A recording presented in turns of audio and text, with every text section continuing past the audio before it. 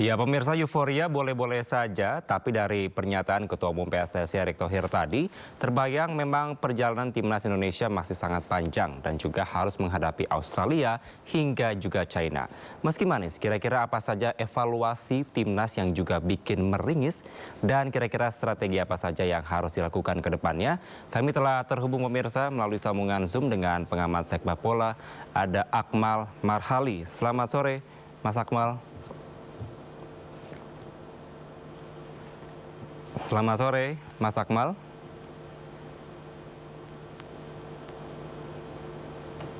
Selamat sore Kevin, salam sepak bola. Salam sepak bola. Suara saya jelas ya, Mas Akmal ya? Selamat sore Kevin, salam sepak bola. Baik, baik.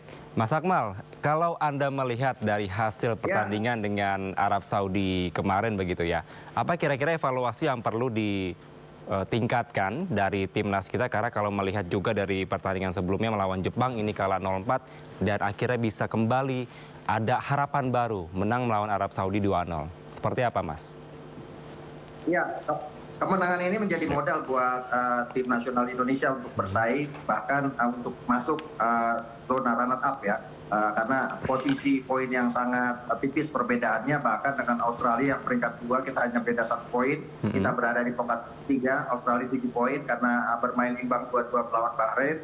Kemudian kita 6 poin, bahkan di bawahnya Arab Saudi, kemudian Bahrain dan China sama-sama 6 poin. Artinya persaingan di grup C ini adalah persaingan yang berat. Saya setuju sekali, kita tidak boleh terlalu euforia berlebihan. Kita harus tetap mawas sendiri karena 4 pertandingan ke depan sangat berat. Nah, kalau kita lihat ada beberapa hal yang perlu dievaluasi dari tim nasional kita. Salah satunya misalnya di pertandingan melawan Arab Saudi, walaupun kita menang spektakuler, cetak rekor, kita menang untuk pertama kalinya berhadapan dengan Arab Saudi, tapi dari sisi misalnya disiplin bermain ini masih ya. Utamanya adalah kartu merah yang didapatkan oleh Justin Hubner. Artinya kalau kemudian kartu merah ini didapat, hal-hal yang menurut saya tidak perlu dilakukan Justin Hubner. Kartu kuning pertama oke, karena itu untuk penyelamatan bola ketika pemain Arab Saudi Al-Qahtani melakukan serangan ketika itu. Tapi kartu kuning kedua yang berbuah kartu merah ini hal-hal yang sebenarnya tidak perlu. Begitu juga kartu kuning yang dapatkan Ragnar Oratmangun, bahkan Ribad Jenner. Dari 2 kartu kuning dan 1 kartu merah yang didapat di pertandingan Arab Saudi adalah karena kecerobohan kita dalam bermain. Hal ini sangat merugikan tim. Akhirnya kan nanti kita melawan Australia kita tidak diperkuat Justin Hubner dan juga Ragnar Oratmangun. Itu semua karena kesalahan yang kita lakukan sendiri. Andaikan kita lebih tenang, lebih sabar, apalagi posisi kita kan posisi menang. Malah kita terprovokasi dengan para pemain Arab Saudi yang bermain sangat licik dan terlalu banyak intrik ya. Bahkan terlalu banyak protes yang sejatinya itu merugikan mereka sendiri. Nah, ini yang harus dibenahi adalah jangan sampai kita terpancing dengan gaya-gaya provokasi yang dikeluarkan oleh lawan di pertandingan ke depan. Itu yang pertama. Yang kedua, evaluasi yang harus dilakukan adalah bahwa tim ini sudah sangat luar biasa tampil melawan Arab Saudi dan ini merupakan penampilan terbaik Indonesia di babak penyisian kualifikasi Piala Dunia babak 3 ini. Dan kita berharap konsisten, para pemain bisa menampilkan permainan yang konsisten di 4 laga nanti ke depan. Karena konsistensi ini penting, karena sekali saja kita lepas atau kalah, posisi kita bisa turun di posisi diuji lagi. Nah, ada peluang di depan mata yang bisa kita raih ke depan, dan karena itu yang paling penting adalah konsistensi dan juga pemahaman satu sama lain pemain terhadap strategi yang dimainkan oleh Coach Sintayong. Nah, komunikasi di lini belakang juga masih harus diperbaiki, termasuk transisi bermain ini juga masih belum baik, dan juga ketajaman di lini depan. Kita berharap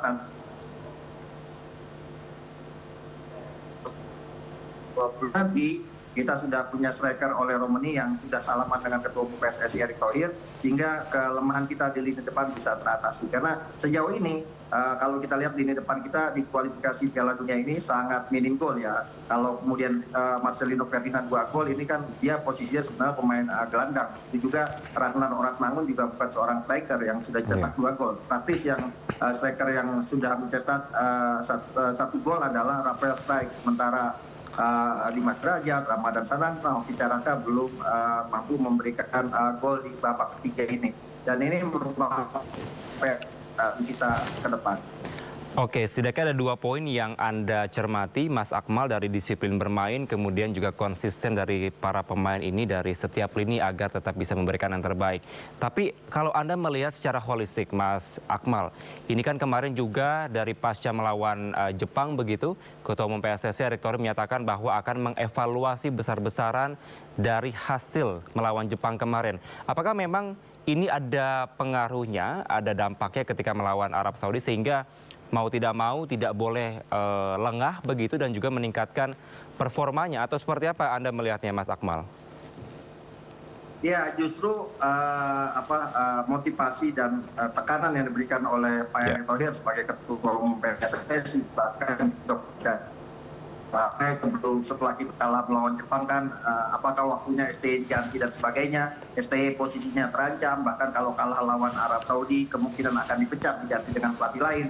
Saya pikir kritik-kritik yang semacam ini dibutuhkan oleh tim nasional kita saat ini. Bahkan pengalaman saya sejak STY menangani tim nasional Indonesia pada 20 Januari 20 sampai detik ini, gitu kan, itu punya aura kemenangan ketika dalam posisi tertekan atau dalam posisi dia sulit. Dan ini yang terjadi di beberapa kesempatan kemenangan nasional Indonesia. STY keluar aura kemenangannya dalam posisi tertekan. Jadi menurut saya tekanan-tekanan yang diberikan atau kemudian ancaman-ancaman yang diberikan itu akan membuat tim nasional ini semakin mawas diri bahwa mereka punya tugas ke depan yang sangat berat dan harus diwujudkan. Dan saya pikir itu perlu sebagai check and balance ya untuk dilakukan. Karena kalau kita selalu memberikan pujian yang menindakbogokkan seperti tadi disampaikan oleh Pak Erick Thohir bahwa kita belum juara istilahnya, belum lolos ke Piala Dunia, masih ada 4 tugas yang harus diselesaikan.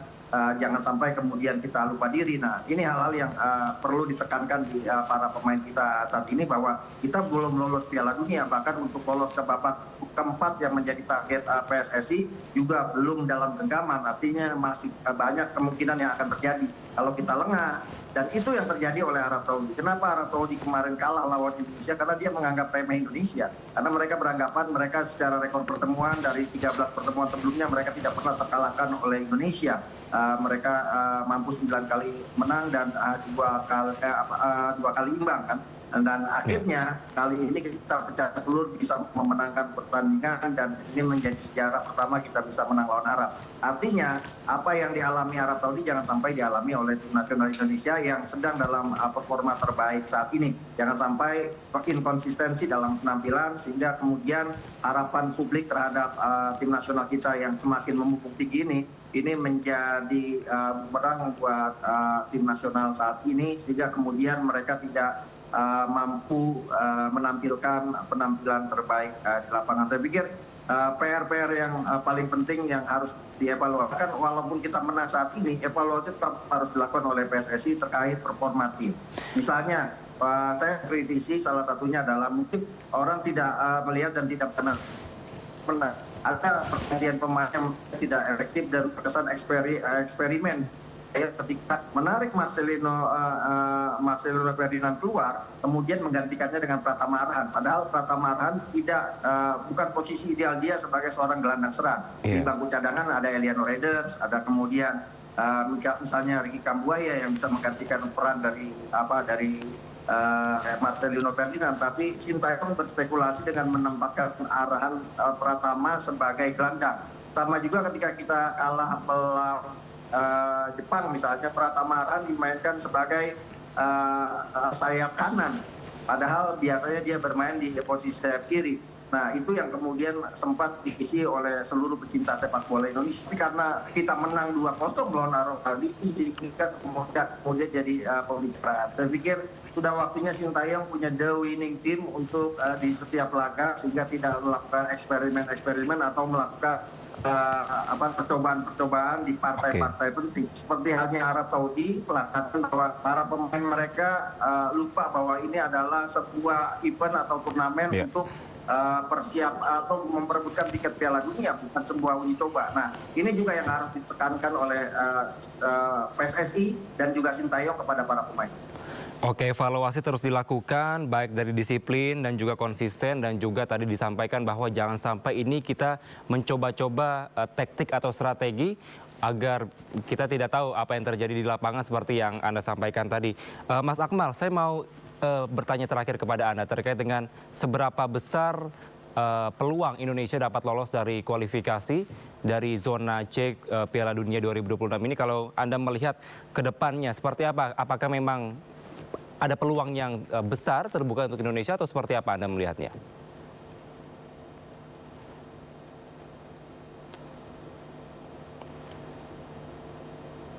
Mas Akmal. Ya, dengan kemenangan melawan Saudi peluang ya, menjadi sangat besar. Bahkan kalau dia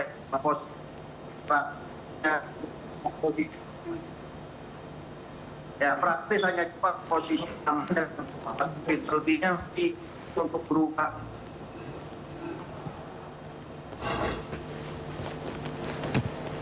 Baik pemirsa, nampaknya kami ada terkendala komunikasi dengan Mas Akmal, pengamat sepak bola. Terima kasih